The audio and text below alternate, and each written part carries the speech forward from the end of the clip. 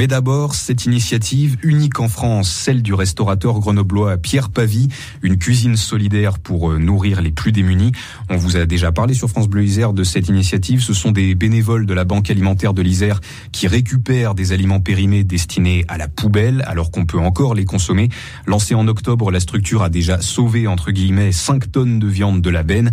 Hier, c'était l'inauguration des cuisines de ce 3 étoiles solidaire au collège Marc Sangnier de Cessin, où il est installé grâce à un prêt du conseil départemental.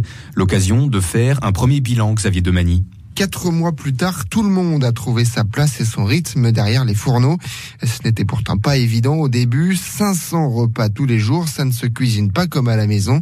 Alors Marie-Noël et Arlette ont dû apprendre petit à petit. Un petit peu, oui, quand même. On apprend des choses un peu tous les jours. Travailler avec les gants, la Charlotte, le tablier, on fait pas ça chez nous, quoi. Ces cuisinières bénévoles se font plaisir, même si on leur demande une véritable exigence de qualité. C'est vraiment une bonne cuisine.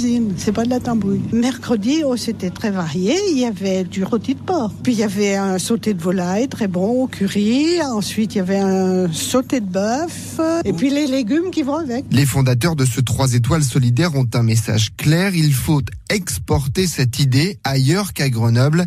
Jacques Bellé est le président de la Fédération des banques alimentaires. On n'a pas le monopole de la générosité.